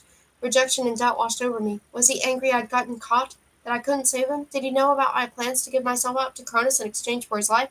When I followed his gaze, however, I relaxed. Milo. I tucked myself underneath his arm, and together we approached the cradle. When the baby saw us, he reached for us, for me, and a piece of my heart melted. Henry reached for him in return, and before I could warn him that it wouldn't work, his fingers made contact with Milo's, not lingering in the unoccupied space beside him or hovering a millimeter above his skin and pretending. He was really touching our son. "Hello, little man," said Henry solemnly. "I heard you have not been eating." Producing a bottle seemingly out of nowhere, Henry let go of me and picked Milo up. I stood back stunned as Henry offered him the milk. Several seconds passed, and at last Milo began to eat. How a wave of dizziness washed over me. This couldn't be happening, not unless he was dead or something I didn't understand. How is this possible? Sometimes we misjudge what is possible and what is not. Henry's voice rang in my head, clear as anything, and I waited for him to say those words again, to insist that just because I didn't know how it worked didn't stop it from happening. Instead, he smiled, and Milo ate greedily. "Because it is. What more of an explanation do you need?" I wanted to know everything. I wanted to know how to save him, how to put our family back together, how to stop Cronus and Calliope from taking over the world. But at that moment, I only needed to hear one thing. "Will you stay with him?" In his arms, Milo gurgled, and I tried to touch him once more. Nothing. "Of course," said Henry, as he pressed his lips to my forehead. "Always." I opened my eyes, more content and relaxed than I'd been since the winter solstice, despite the bright blue sky above me. This place, whatever it was, wherever it was quiet. My mother hadn't left me alone since I'd returned from Calliope's castle, but glancing around, I noticed her empty chair. Finally, the chance I'd been waiting for. Swinging my legs out of bed, I tested the sunset floor. It was warmer than I expected, and while my arm burned, my mother had been right. Nothing else hurt. Whatever was in that compress had stopped the agony of the dagger wound from spreading. While I'd been unconscious, someone, hopefully my mother and Aunt James, had dressed me in a white silk nightgown, so smooth it might as well have been water against my skin. I took a few tentative steps, and once I was sure I wasn't going to collapse, I headed for the door. I had no idea where I was, but I wanted to see Henry. I had to make sure he wasn't dead, that my vision hadn't been his last goodbye to me, to our son. No, he promised to stay with Milo, and he would. Gods didn't turn into corporeal ghosts when they died, or at least I thought they didn't. Had a god as powerful as Henry ever died before? I opened the bedroom door to reveal a corridor on the other side with the same blue ceiling as the sunset floor. The colors underneath my feet changed as I walked, and I had to tear my eyes away to check the various doors that stood some 20 feet apart through the hallway. Empty bedroom after empty bedroom, some were plain like mine, but others were decorated, one with the light blue accents and white silk that matched my nightgown, and others with deep greens and bright flowers growing everywhere. It looked exactly like the sort of bedroom that my mother might have had if she— Wait. I pushed the door open wider. It wasn't just a bedroom, it was a suite, with several other doors decorating the walls, far more than space allowed, with the other rooms surrounding it. I inched forward to where the nightstand where a picture stood. No, not a picture, a reflection. Like the one Henry had of Persephone in Eden Manor, one that captured a moment, not a still photograph. With a trembling hand I picked up the wooden frame and stared at it. My mother and I stared back. We were laughing in the middle of Central Park. I didn't need to see the cupcakes or the mess that remained of our picnic to know what it was. It was the reflection Henry had given me, our first and only Christmas together. Kate? The frame slipped from my hand, and the glass shattered as it hit the ground. I swore and bent to pick it up. Mom, I'm sorry, I didn't mean— It's all right, she said, kneeling beside me. And she waved my hand away. What are you doing out of bed? I stood as the glass repaired itself under her guidance. How long would it take me to learn to control my powers that way? I tried to figure out what I was capable of while Calliope had held me captive, but without someone to teach me, the best I'd managed was controlling my visions. I want to see Henry. Fair enough, my mother straightened and set the newly repaired frame back on her nightstand. And it was her nightstand. I was sure about that now. This was her suite. This was her home. This was Olympus. Do you mind taking a side trip with me before we go to see him? Said my mother, wrapping my arm around my shoulders. Her arm around my shoulders. What? Why? I blurted. I want to see Henry, Mom. He was in my vision, and he held Milo and got him to eat and everything. Her brow furrowed, but instead of telling me I was crazy or that it was my imagination, she said gently, We can talk about it later, sweetheart. Walter's called an emergency council meeting, and I was just on my way to fetch you. To fetch me? What could possibly help with the council with? I'd only been immortal for a year and a half. That was nothing compared to the rest of the council, some of whom were older than the dawn of humanity. Like my mother, like Henry, like each of the original 6 siblings, 5 now that Calliope had abandoned them, 4 now that Henry was lost in a world between living and the dead. What happened? My mother hesitated, and taking my good arm, she guided me to the door. I don't want to worry you, but— But what? My insides seized. Had the worst happened? Were Henry or Milo dead?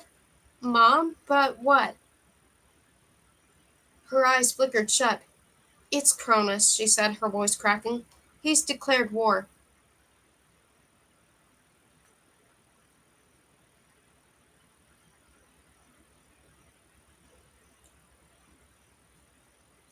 Chapter 4. The Council Divided. Only half the council showed. Irene, my tutor during my time in Eden, wept while Sophia, my mother's home care nurse, and another of the original 6 tried to comfort her. On the opposite side of the circle, Walter and Philip, Henry's brothers, sat with their heads bent together, and they spoke quietly. James and Dylan, Ava's boyfriend from Eden High, remained silent on their respective thrones. No one else showed. Where is everyone? I whispered to my mother, though in the endless room my voice carried. Some have chosen not to join us. We will not begrudge them that. She sat down and gestured for me to take a seat beside her in the throne made of white diamonds straight from the underworld, Persephone's. I hesitated. I'd sat there a few times in Henry's palace, but I'd assumed it was there because it was his realm. Was it simply a place for me to sit, or did this mean I was a member of the council now? Despite the honor, the thought of having that kind of responsibility, that kind of control over the lives of others made me sick to my stomach. But if they trusted me enough to make me one of them, then I would do everything I could to help. We're waiting for you, dear, said my mother, and I forced myself to snap out of it. Perching on the edge of the chair, I cradled my arm to my chest and waited. I knew why Nicholas wasn't there, of course, since Calliope was holding him hostage. Ava was helping her to save Nicholas, I realized, but that didn't make it easier to stomach her betrayal. And Henry, they all had excuses for not being there, and after Ella had lost her arm the day Cronus escaped from the underworld, I didn't blame her for not wanting to be part of it either. But what about Thea? What about Sander? The council without Calliope had argued been on odds, and no one had flat out abandoned their position. Walter stood and cleared his throat. He looked older somehow, despite his agelessness. His shoulders slumped underneath the burden of everything that had happened, and beside him, Philip, usually so gruff and impermeable, didn't look much better. Brothers and sisters, sons and daughters. Daughters? Only Irene was his daughter. Sophia and my mother were his sisters, unless he meant me too. No, it was a slip of the tongue, nothing more, because if he did mean me too, then why hadn't anyone ever— It saddens me greatly to report that Athens has fallen. All my questions about my father flew out of my head. Athens had fallen? Irene sobbed, and Sophia hugged her, rubbing her back and murmuring words of comfort I couldn't make out. Bewildered, I looked from them to Walter. How could Athens fall? This wasn't ancient Greece. What did that even mean? How? Said my mother. Why? We have no army there. No soldiers to threaten Cronus's hold over the Aegean Sea. Why would he attack unprovoked? It wasn't unprovoked, though. Cronus had promised no one would die as long as I stayed by his side, and now I had abandoned him. My hands began to tremble, and I shoved them between my knees. Across the circle, Walter's eyes met mine. He knew. We cannot pretend to understand how Cronus thinks, he said, and a rush of guilt-laced gratitude overwhelmed me. He wasn't going to tell. As for how he attacked, said Philip, rising to stand beside his brother, he used my domain. It was a calculated attack with Athens pinpointed specifically. No other area was touched. However, the damage he did— Irene cried even harder, and Philip raised his voice so we could all hear him. The tidal wave washed nearly everything away. My body went cold, and the golden room spun around me until I couldn't stand it any longer. Did anyone die? I whispered. Walter said nothing for a moment, and I thought a spark of compassion pass over his face. Yes, nearly 1 million people lost their lives. Something twisted inside me, sharp and unforgiving. And if I could have thrown up, I would have. Nearly 1 million people were dead because of me, because I'd lied to Cronus. I'd known there would be consequences, yet I'd done it anyway. No, I hadn't known it'd be anything like this. This wasn't war between two equal opponents. This was a massacre of people who didn't even know that gods and titans were real. A purely symbolic attack, then, said Dylan, his brow furrowed. A three-dimensional map of Greece appeared in the center of the circle, complete with mountains, islands, and seas, all to scale, and colored exactly as they would be if they were an aerial shot. For all I knew it was. A map zoomed toward Athens until the damage was visible. During my first summer away from Henry, James and I had visited Greece, and we'd spent weeks in the city. My memories of paved streets, kind people, and the modern nestled alongside the ancient might as well have been a dream. Nothing was left. Debris and mud replaced what had once been a vibrant city, now washed out to sea. Tears slid down my face, and I wasn't the only one crying. Beside me, my mother slipped her hand into mine, and even James' eyes grew red. Athens was really gone. Look, said Irene suddenly, her voice thick. Closer. The map zoomed in, and I averted my eyes. I couldn't see the bodies, if there were any left to begin with. I couldn't see the faces of those who were dead because of me. The Parthenon, said Irene. He left it standing. I cracked open an eye. The temple of Athena, of Irene, remained standing, untouched except for the ravages of time and history. A message, said James, leaning forward. I cannot say, said Walter gravely. Perhaps he has a small amount of respect for all we have done for the world. Or maybe it means he'll keep us alive if we don't stand in his way, said Irene, dabbing her eyes with a handkerchief. We must not fall victim to the belief that removing ourselves from this war will prevent it from happening, said Walter with surprising gentleness. He intends on killing us, all of us, for keeping him locked up in Tartarus. Humanity is nothing to him, but he will not hesitate to wipe them out as well, knowing our existence is now linked to theirs. We have no choice but to fight until it is over, one way or another, whispered Irene. Walter nodded. One way or another. Isn't there something we can do? The words were out before I could stop them, and each council member focused on me. Cronus must want something. You know what he wants, said Walter, and my cheeks burned. Yes. He wanted me. We all know what he wants, cut in Dylan. Death, destruction, mayhem, war. To rule the world once more. Usually I'd approve, but not when we're the targets. So what do we plan to do about it, said James. Let him get away with this? I have already called a meeting on my subjects, said Philip. They know not to bow to his will, no matter the cost. Cronus has more power than all of us combined, said Irene, a determined edge in her voice now. We cannot fight back as we were and expect to achieve any measure of success. What about the other gods, said James. They could help. They have nearly all signed a petition insisting they will not, said Walter. Besides, they could all join us and put everything they have into this war, but it would still not be sufficient. They are not powerful enough to make up for the loss of Henry and Calliope. I gritted my teeth. Henry wasn't dead yet. I could talk to Cronus, I said. He was nice to me. He might listen. No, said my mother, even if you did have that sort of hold over him. He will stop at nothing until he has what he wants. He has waited and planned for eons.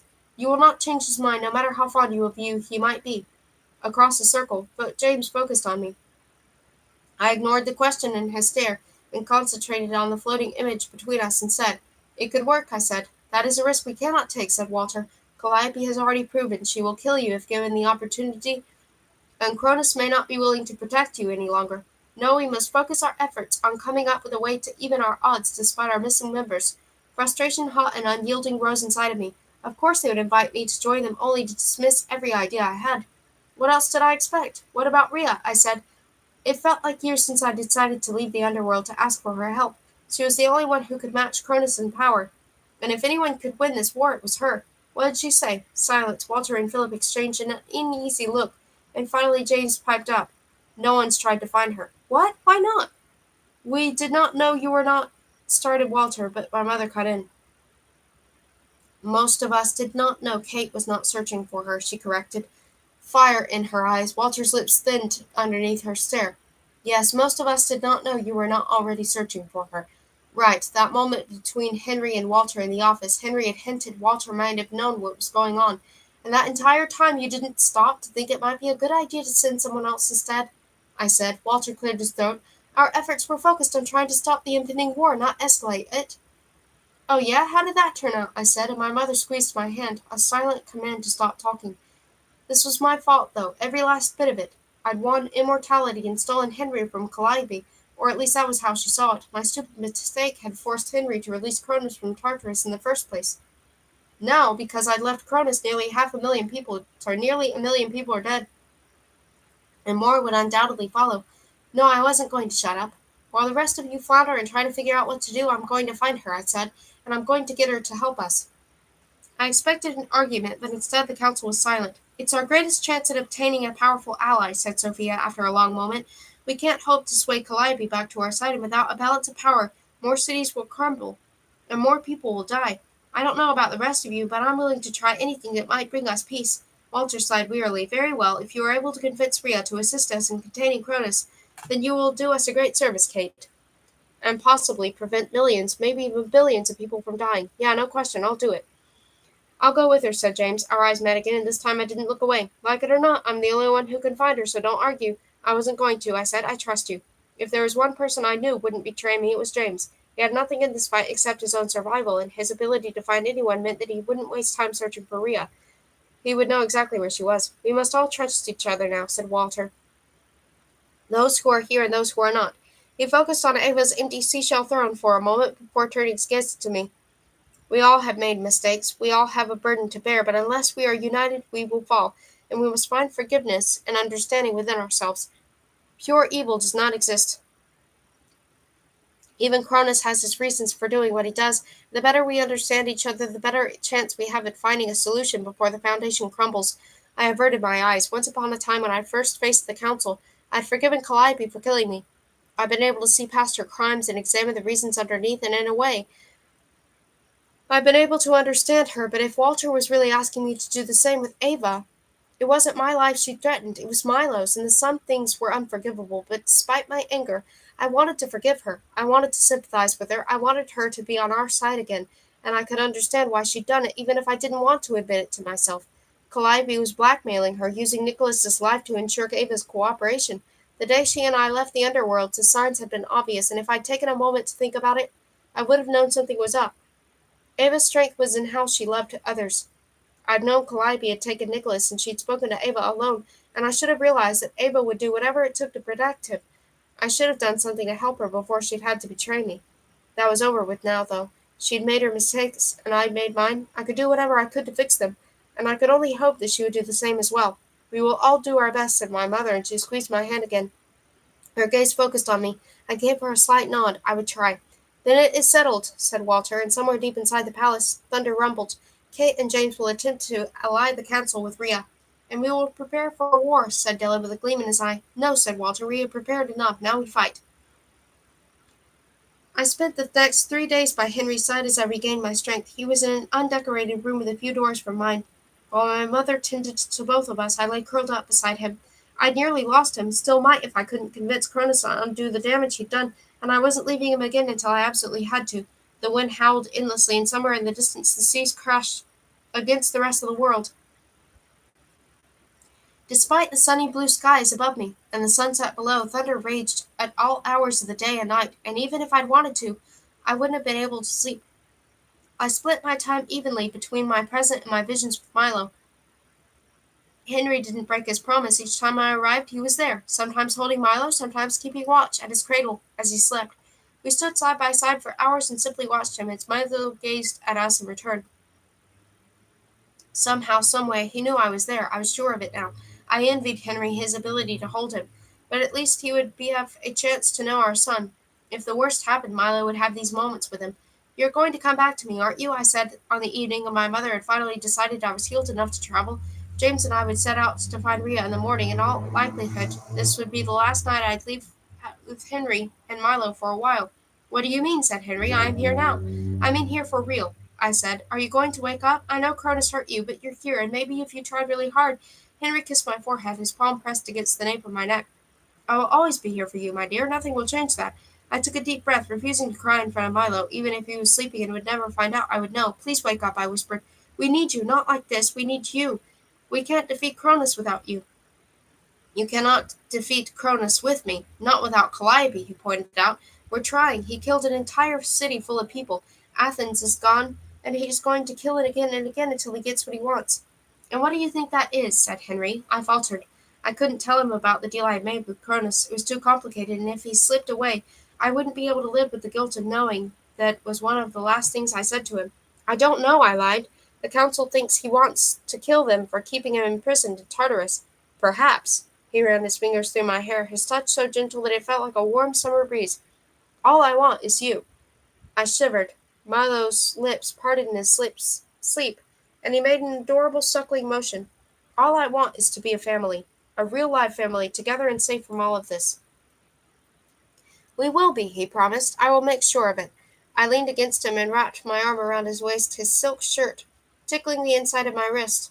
How long would it be before we got to spend time together like this again? "James and I are leaving to find Rhea tomorrow morning." Henry's fingers stilled in my hair, and for a moment he said nothing. "What is so important that you have to put yourself in such a dangerous position?" "The same reason as before," I said. "If we can convince her to fight on our side, we might have a chance at winning. But Cronus is ravaging the world. If you leave Olympus, we will not be safe." "I don't care any more," I said with as much conviction as I could muster. "Besides, he's mostly trapped the island with Calliope. He is powerful enough to cause natural disasters that kill millions, but Africa isn't close enough to Greece to be a problem." "Are you sure about that?" I hesitated. "No." He turned from Milo to hug me tightly, almost possessively, and he buried his nose in my hair. "Please do not go. Rhea will not fight for anyone, much less against her own husband. It is not worth the risk. I have to try, you know I do. Even though it might kill you? I'm not planning on letting that happen, but yes, even though it might kill me." His expression clouded over. "Very well," he murmured. "All I ask is that you remember what happened the last time you left the safety of the council." I scowled.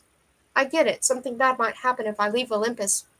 Cronus might catch me, Calliope might kill me, or the sky might fall and land on top of me, but I can't stand by and watch millions of people die because of me, all right?" "Humanity's nothing compared to you," he said, touching my cheek, and I stepped back. "Even if that were true, and you know it isn't, Milo deserves a happy life, and that means making sure there's still a world for him to live in. I have to do this, Henry. I'm sorry. I love you and Milo more than anything, and if I had any choice in the matter—" "You do," said Henry. "You have as much choice as you are willing to give yourself." I huffed. "Fine, I've made my choice. I'm going to fight." "You should not be fighting in the first place," he said. "You are too delicate, too what? Too young, too inexperienced?" "I don't need to be ancient to be worth something, and I'm doing this whether you like it or not." I glared at him, but he averted his eyes. Several seconds ticked by, and at last I said in a softer voice, "I get why you don't want to fight, Henry, I do, but that was before all of this happened. That was before Milo was born. If you won't fight for me, then will you at least fight for him?" Henry was quiet for a long moment, and not even the rise and fall of Milo's chest comforted me. This was impossible. Half dead or not, Henry was stubborn as ever.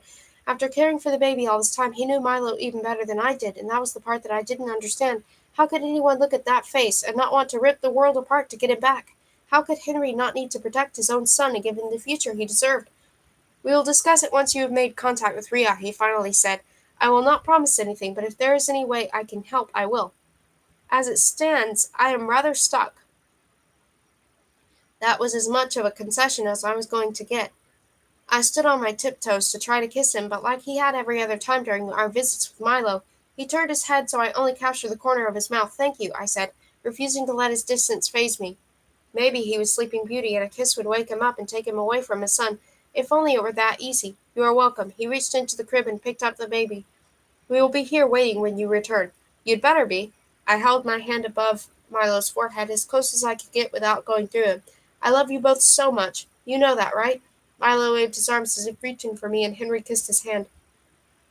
"We do," he said, "and we cannot wait to be with you again." I poked him in the ribs. "You can count on it, Kate." I opened my eyes. James leaned toward me, his nose inches from mine. "There you are," he said with a hint of relief. "You are smiling." I straightened and adjusted the sling wrapped around my burning arm. It was easier to ignore the pain as it became the norm, and when I focused on it, it made me wince. I didn't realize that was a crime. "It's not." James offered me his hand, and I took it. "I just thought you weren't coming back. I've been calling your name for ages." My cheeks grew warm. I didn't know how I acted during these visions, and no one had bothered to explain it to me, and I was too embarrassed to ask. "Could James hear everything? Then why did you break in like you did last time?" I muttered. "What, you mean when I was trying to drag you back from total oblivion?" He said. "I am sorry about that. You know it's rude. But if I hadn't, you'd still be in there, convinced Henry was dead, so all in all I figured it was worth it." I scowled at him, but he was right. "How did you do that, anyway?" He tapped his nose. "My secret. Maybe if you're good, I'll explain it later. Are you leaving? I packed a bag for both of us. Actually, your mother packed yours. I figured Henry might smite me if I went through your underwear." "I thought Walter was the one who did the smiting," I said with a faint smile. James' eyebrows shot up. "Did you or did you not see the black cloud of doom when Henry broke out into Cornelius' Island?" My smile vanished. "Of course. And you still think he doesn't have it in him?" I frowned. James didn't have to rub my nose in the fact that I didn't know my own husband was capable of, or what I was capable of, for that matter. "Come on," said James, gentler this time, and took my good arm. "Let's go say good-bye." My mother wasn't the only one waiting for us. Walter stood at her side, and his smooth expression didn't betray whatever it was he was thinking. My stomach twisted. I had avoided him since the council meeting, unable to forget how he'd addressed me as his daughter. It seemed impossible. It had to be. If I was the daughter of Zeus, I'd know it. But the more I thought about it, the less I could deny it. James and Ava had mentioned that only his children joined the council, and if I was a member, then the answer was obvious. But regardless of the evidence, part of me wanted to stay in denial. I'd lived my whole life thinking my father had left my mother early on, that he may not have even known I'd existed. It was easier than facing the possibility that he'd known and just didn't care. And if Walter was my father, then there was no question that he'd not only known I existed, but he'd been acutely aware of everything my mother and I had gone through as well, and he'd never cared enough to help. And I walked toward him, and my mother's resentment made my blood boil. He said nothing as my mother embraced me, and I buried my nose in her hair, inhaling deeply. It didn't matter who Walter was to me. I had my mother, and she was the only parent I'd ever need.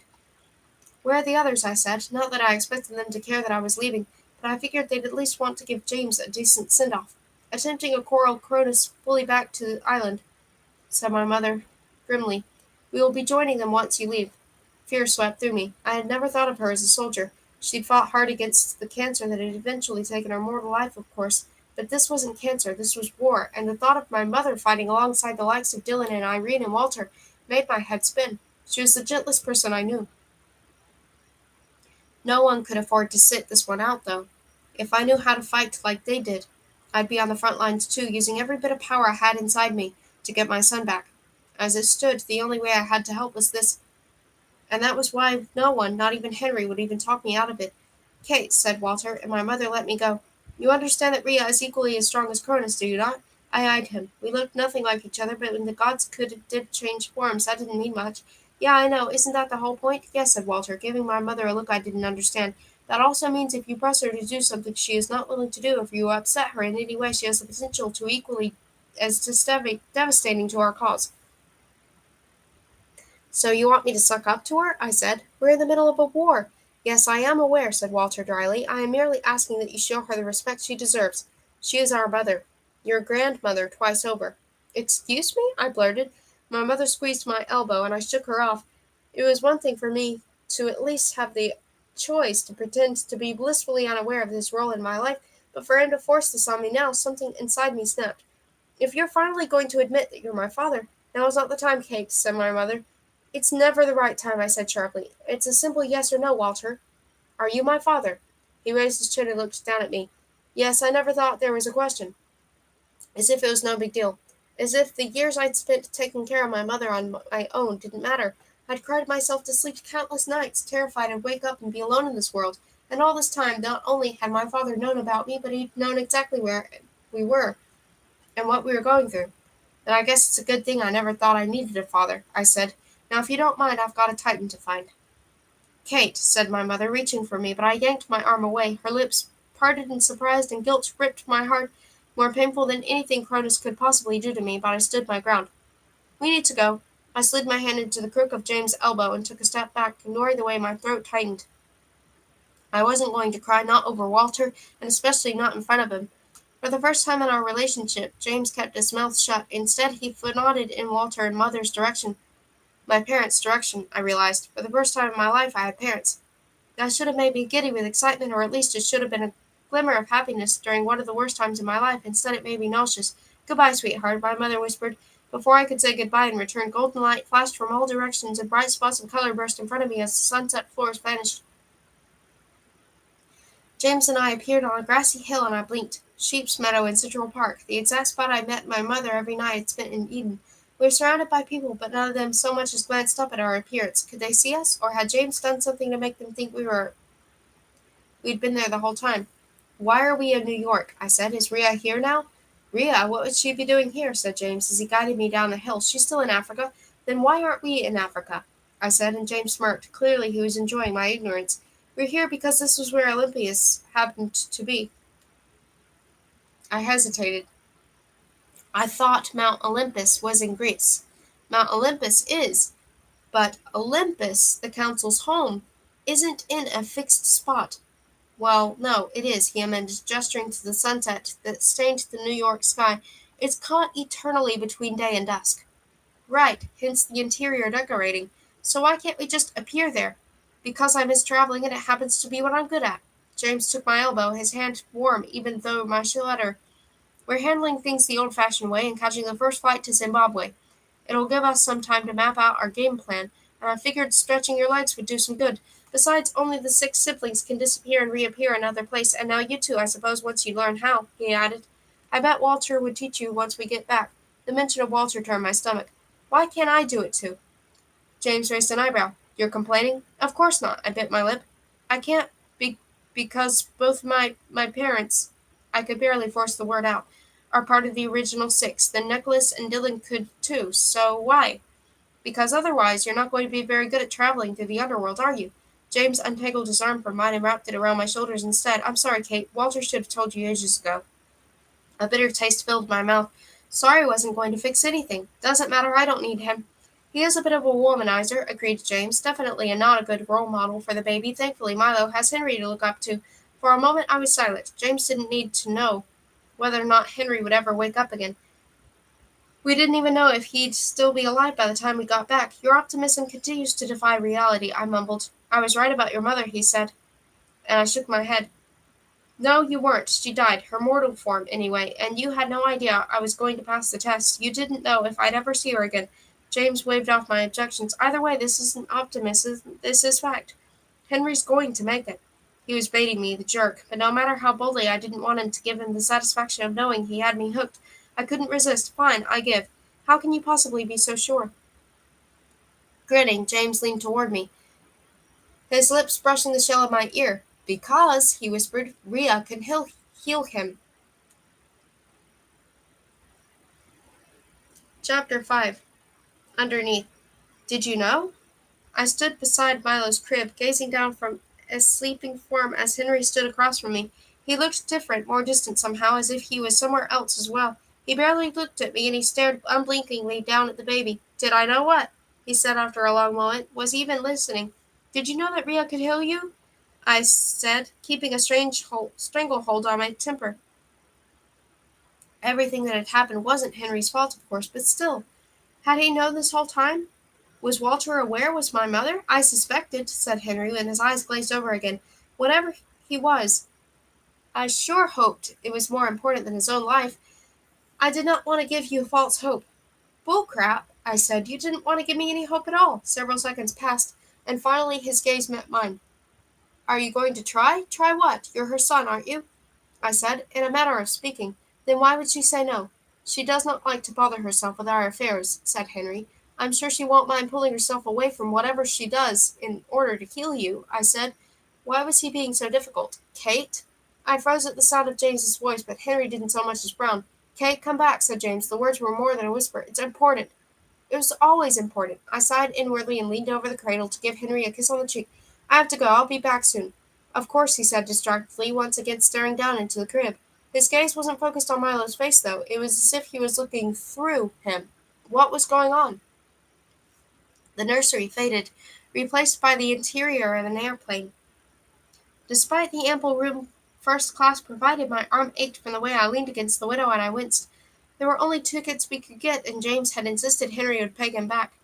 During my first summer away, I had been reluctant to spend Henry's mother and forced James to fly coach. This time I didn't argue. I learned my lesson about spending 12 hours crammed between a screaming baby and a snoring passenger who treated my shoulder like a pillow. There you are, said James. Hungry? He sat beside me, and on the tray table in front of him sat 2 actual plates of cheeseburgers and fries. Fancy. James hadn't bothered with one of them, undoubtedly meant for me, but on the other he'd stacked the fries into a teetering structure. Depends, I said, stretching my legs. Did you pull me away from Henry just to ask for my fries? Of course not, said James cheerfully, and he pulled a plastic bottle of ketchup from his backpack. If I wanted them, I'd steal them. Ketchup? You really brought a bottle of ketchup on the plane? How did you get it through security? He grinned. My secret. I moved my plate onto the tray table, unlike Coach who came out of the armrest, and on the back of the seat in front of me was a widescreen playing a movie I didn't recognize. You're crazy. I prefer the term resourceful. He squirted a mote of ketchup around his french fry fortress. Anyway, I woke you up because you were mumbling something. What were you doing? I picked up one of the fries and popped it in my mouth. Not bad for airplane food. Then again, the few meals I'd had on airplanes before hadn't been served with white china and silverware. I wasn't dreaming. I was with Milo and Henry. James frowned. How often is Henry there with you? All the time. I asked him to stay, and he did. Can you touch him? Said James, and I nodded. What about Milo? He can. I can't. Right. His frown deepened. What have you been telling him?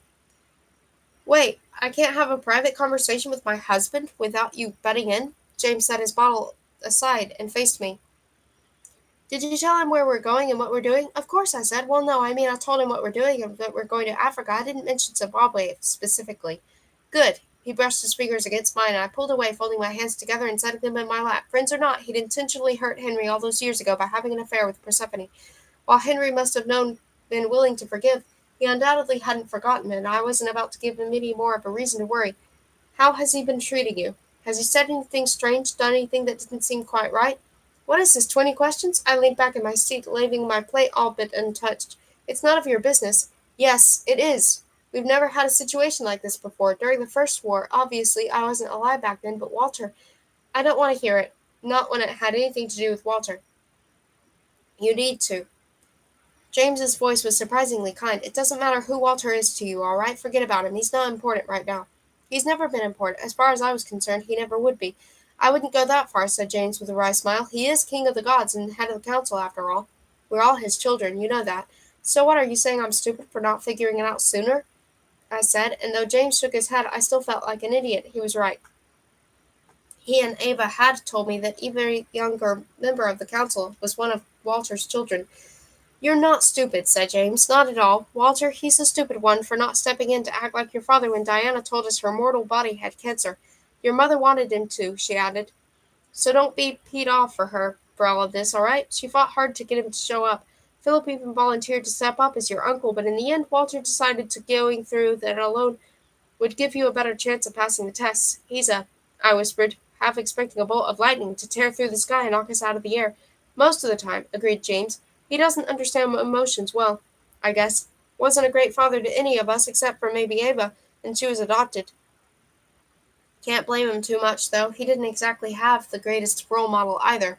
That didn't make up for abandoning me when he knew I needed him, but it did help to know that I was part of a rule rather than the exception. Good to know I didn't miss out on anything, I mumbled. James snorted. Hardly. He makes Henry look like a clinky, doe-eyed schoolgirl. At least I knew Henry was a good father, and in the end, that was what mattered. Well, Milo had a dad. My childhood was already over. His was just beginning, and I wasn't about to let him go through the same thing I'd endured. He would have a father, one who loved him, one who saw every day. I would make sure of it. We need to talk about your visions now, said James quietly. Will you let me go with you and see? Go with me? It's not like I travel, you know. I'm still here when I have them. You can take someone with you if you want, though. Persephone did it with me sometimes. I'm sure she did, I said, rolling my eyes. He groaned. Not like that. I mean, you can slip into it now, right? You've gained control? After 9 months of nothing else to do? Yeah, I've got it down. He set his hand over mine again, and this time I didn't pull away. I don't know how Persephone did it exactly, but she described it to me as swimming through nectar. Instead of breaking the connection so she was alone, she took me with her. Right, wasn't helping. If you need me to get there, then how did you manage to talk to me when I was there before? That's different. I did that mentally, like this. His voice echoed in my head louder than it had ever been before, and I jerked away from him. What was that? Shh, hissed someone in the seats behind us. James laughed quietly, but there was nothing funny about this. That was me, of course. But how? I stopped short and lowered my voice to a whisper. How did you do that? It's easy. We can all speak mentally on one. Not all at once, of course, because I would get crowded and very, very loud, but if we focus our thoughts on one person, we can do it. He offered me his hand again. You try. I hesitated. How? Just think of something and push that thought my way. I closed my eyes and concentrated on the feel of his skin against mine. His hand was warm, his fingers impossibly smooth, and there was something comforting about it, familiar. This is crazy. We're all a little crazy when you think about it, said James, and my eye flew open. It worked? Congratulations, you've mastered the art of thinking. Now let's take this connection one step further. Go into your vision to take me with you. Apparently, it was too much to hope for that he'd forget about invading my privacy like that. It isn't going to work. What would you do to go with me, anyway? Several reasons, he said in a cagey way that meant that he was hiding something from me. Then again, I was fairly sure he always was. Like what? So I can get a good idea of what the layout of Calliope's fortress is like, he said. So I know where Calliope and Cronus spend their time. So I can see where he stopped, and I frowned. So you can see where what? I said, and his expression turned distant. Have you ever met Iris? He said, and I shook my head. She was another one of Walter's messengers. Was? He cleared his throat and stared at his port of fries, but his heart didn't seem to be in it any more. Calliope killed her the day Henry rescued you. My mouth opened, but for a long moment nothing came out. It didn't matter that I hadn't known her. James's pain crept through me as surely as if it were tangible. I'm sorry, I said at last. I can't imagine what you must be going through. She was one of my best friends, he said softly. It's different when you're immortal. You always take people for granted. I mean, they'll be there in a century or two, right? No need to tell them how you feel because there will always be another opportunity. I squeezed his hand. I'm sure she knew. Even if you never got the chance, Walter should have sent her in the first place. James took a shuddering breath, and at last he looked at me. I pretended not to notice the redness in his eyes. I want to see where she died. But I also need to get an idea of what's going on so the council can form a strategy. If we're going to rescue Milo, we need to know where he is. You'd really do that? I said. He gave me an odd look and smiled. Of course, he's your son. That was all I needed to hear. Tightening my grip on his fingers, I closed my eyes and concentrated on his hand, all the while sliding into my vision. He held me back, though, as though we were moving through quicksand. This was impossible. I can't do it. You're almost there. Keep going. I pushed on. Milo's warmth lingered in front of me, waiting, and I couldn't disappoint him. Finally, as if emerging from an endless ocean of mud, we surfaced together. I planted my feet firmly on the floor of the nursery, but James stumbled, and it took him a moment to right himself. Whoa, forgot about the aftershock. He glanced around the sunset nursery. Henry stood in the corner, feeding Milo with a bottle, and James' eyes widened. Pretend I'm not here. What? I began, and Henry turned toward me, a blank smile on his face. Anxiety pulled in my stomach. Was he fading? Was that why he was barely here anymore? Welcome back, Kate, said Henry, his quiet voice somehow reverberating through the nursery, as if he were speaking in a deep valley. Milo began to fuss. Right, I said, grimacing at James. Wasn't Henry going to say hi? Sorry about leaving like that earlier. Something came up. Henry nodded once, his eyes unfocused. He barely seemed to notice he was holding Milo. Nothing terrible, I hope. I shook my head. Just lurch. James moved toward Henry, one slow step at a time until he was barely half a foot away. Henry didn't so much as blink. How could he see me and not know James was there? Without saying a word, James slipped out of the nursery. Did he expect me to follow him? Or was he memorizing the hallway Milo was in? With luck, he'd look out the window, too, or else there was no way he'd know which level we were on, unless Calliope hadn't fixed the massive hole in the floor yet. For the next several minutes, neither Henry nor I said anything. Instead, I moved to his side and watched Milo eat. It wouldn't be much longer before I would be the one holding the bottle for him. We were almost to Johannesburg, and from there it was a much shorter flight to Zimbabwe. As soon as Henry was healed and Rio was on our side, we would end this war. Movement was near the doorway, caught my eye. I looked up, expecting James to come sneaking back into the room. Instead, a girl walked in, carrying a pile of blankets that obscured her face, but I would have recognized her anywhere, Ava. She set the blankets down on the dresser, shoved in the corner. A new addition since Milo's arrival, and she jumped. What are you doing here? My mouth dropped open. She could see me? What do you think I'm doing here? Instead of answering me, she hurried toward us, her arms outstretched. If Calliope finds out you've been in here again, she'll be livid. Give him to me. Without warning, she stepped right through me and took Milo from Henry's arms. My insides turned to ice. She could see Henry, but she couldn't see me. And she was holding our son. Give him back, I said, reaching for him, but of course my hands went straight through them both. Henry held on to the bottle, and devoid of his meal, Milo began to wail. His cries were louder and healthier than they'd been the first few days. But as reassuring as that should have been, they fueled every instinct I'd had to help him. Henry, I grabbed his hand. Don't let her take him away. He's still hungry. Finally, Henry blinked and shook his head slowly, as if pulling himself out of a daydream. I am doing what has been asked of me, he said to Ava, ignoring me. I am taking care of my son. He is not your son, hissed Ava, cradling him to her chest and turning her back on Henry. Hot fury washed through me, replacing my astonishment. You, I snarled, advancing on Ava. I didn't care that she had no idea I was there. I tried to see things her way, but if she wasn't going to take Marlowe away from his father, if she was going to insist Calliope was his real mother— Kate? James' voice cut through my rage. Don't move, don't say anything. Not this time, I said, but my footsteps faltered. Ava hunched over Milo, as if she were shielding him with her body. From what? His own father? She stole Milo straight out of Henry's arms. She's only trying to protect him, said James. Protect him, I exploded. That's his father, and she's stealing Milo. She isn't stealing him. Look at her, Henry. Why aren't you— I whirled around to face him, but his expression was as blank as ever, like he was nothing more than a lifeless wax model. Henry, I said uncertainly. Henry what? James stepped between us, and he glared at him with such hatred that I stopped in my tracks. I'm sorry, Kate, he said. That's not Henry.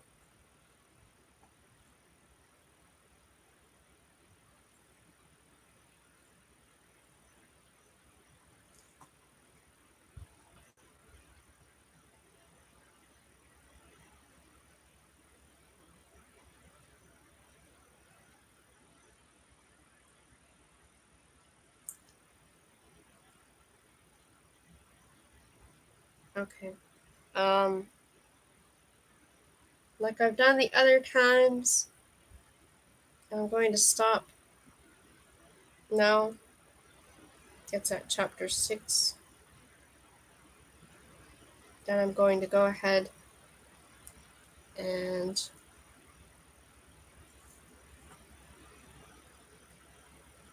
did I properly turn that off? Oops. Let's see.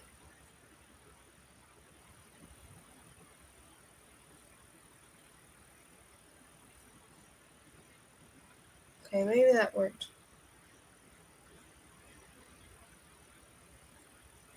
Okay. Anyway, thank you for listening. Um, I'll read more tomorrow of the book. I have more to read from another book right now, so I'll be back some other time. Probably tomorrow, though. So, good night for now. Thank you for listening.